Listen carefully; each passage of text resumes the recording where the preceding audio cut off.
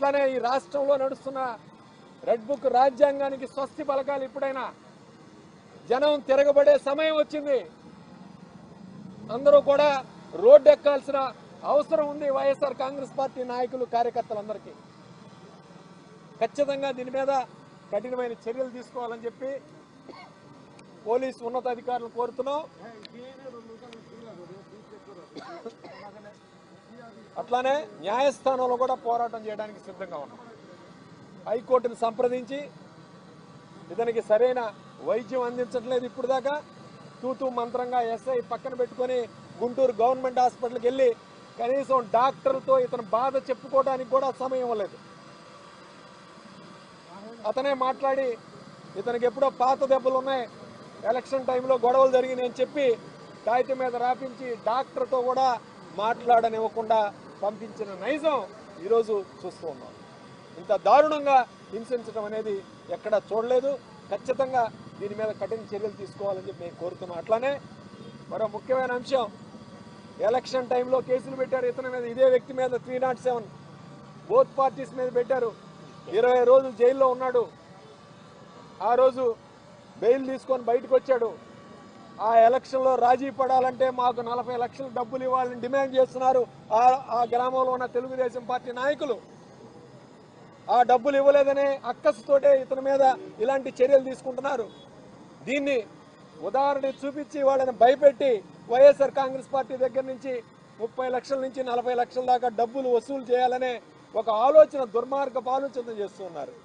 Election టైంలో ఆ వేడిలో ఒకరికొకరు తలపడతారు, జరుగుతాయి, గొడవలు జరుగుతాయి, తర్వాత సమసిపోతాయి, తర్వాత ఎవరు ఇష్టం వచ్చినట్టు వాళ్ళు పనులు చేసుకుంటూ ఉంటారు. దానికి డబ్బులు కట్టే కార్యక్రమం ఏంటండి? అంటే అధికారం వస్తే డబ్బులు కట్టాలా? ఇదేం అన్యాయం అండి. ఇంత రాక్షస పరిపాలన జరుగుతూ ఉంది ఇక్కడ. డబ్బులు ఇవ్వలేదనే కక్షతో అతని మీద కేసులు పెట్టే కార్యక్రమం చేస్తున్నారు. కాబట్టి దీన్ని తీవ్రంగా మేము ఖండిస్తున్నాం.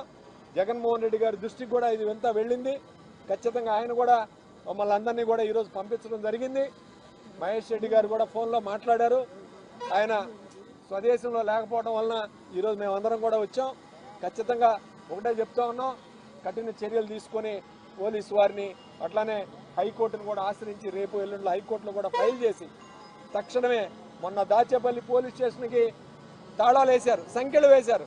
అది పేపర్లో వచ్చింది. అప్పుడైనా ఇతని మీద చర్యలు తీసుకోవాలి. అప్పుడు చర్యలు తీసుకోలేదు.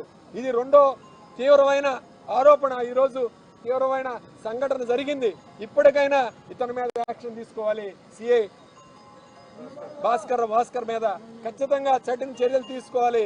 ఇలాంటి వాళ్ళు పోలీసు వ్యవస్థలో ఉంటే ఎవరికైనా ముప్పు అని చెప్పి తెలియజేస్తూ సెలవు తీసుకుంటూ ఉన్నారు. నమస్కారం. బ్రహ్మనాయుడు గారు మాట్లాడారు.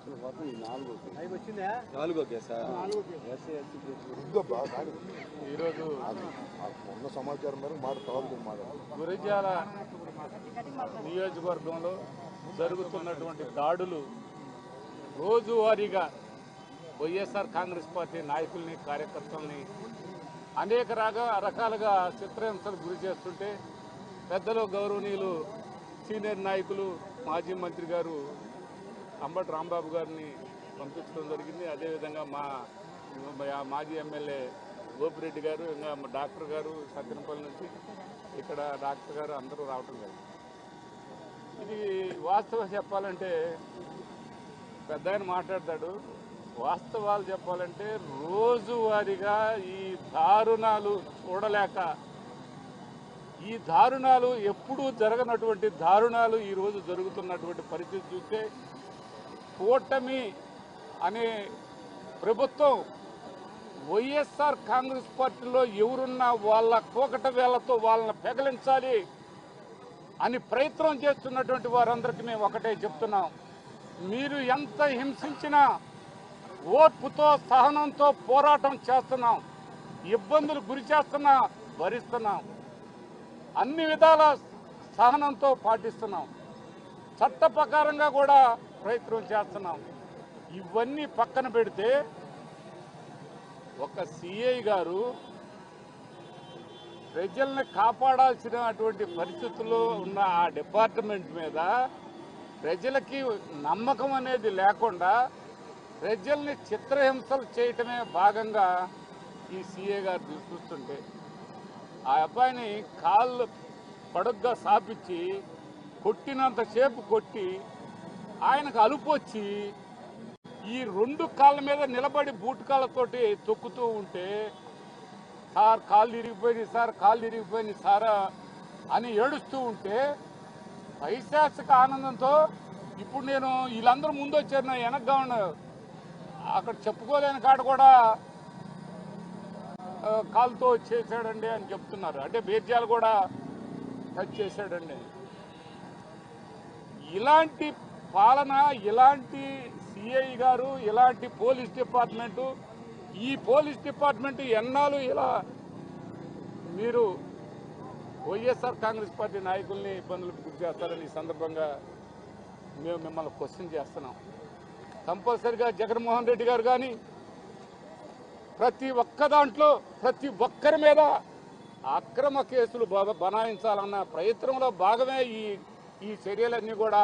ఇది అందరికీ తెలుసు. ఒక సిఏ గారే కాదు, ఒక చీఫ్ మినిస్టర్ గారి కాడ నుంచి, ఒక మంత్రి కాడ నుంచి, రెడ్ బుక్ రాజ్యాంగం దగ్గర నుంచి ఈ ప్రయత్నాలు అనేవి మీరు మానుకోకపోతే పూర్తి స్థాయిలో ఎదురు తిరిగి పోరాటం చేయటం తప్పనిసరి పరిస్థితి కనిపిస్తూ ఉందని ఈ సందర్భంగా తెలియపరుస్తున్నాం. వైఎస్ఆర్ కాంగ్రెస్ పార్టీ నాయకులు, కార్యకర్తలు ఎవరు కూడా భయపడాల్సిన అవసరం లేదు. ఎన్ని కేసులు పెడతారో పెట్టండి, దానికి సిద్ధంగా ఉన్నామని కూడా ఈ సందర్భంగా తెలియపరుస్తున్నాం. మీరు అక్రమ కేసులు బనాయించండి, పెట్టండి కేసులు, కానీ మీరు కొట్టడం చూస్తున్నారు చూడండి, అది మహానేరం. దాన్ని వదిలిపెట్టం. పూర్తి స్థాయిలో లీగల్ ఎయిర్ నుంచి కంపల్సరిగా లీగల్ సెల్ నుంచి దీని మీద హైకోర్టులో కూడా వేసి పూర్తి స్థాయిలో చర్యలు తీసుకునేదానికి ధర్మబద్ధంగా పోరాటం చేస్తామని, న్యాయబద్ధంగా పోరాటం చేస్తామని మీ అందరి తరఫున నేను ఈ సందర్భంగా తెలియపరచుకుంటూ సెలవు తీసుకుంటున్నాను.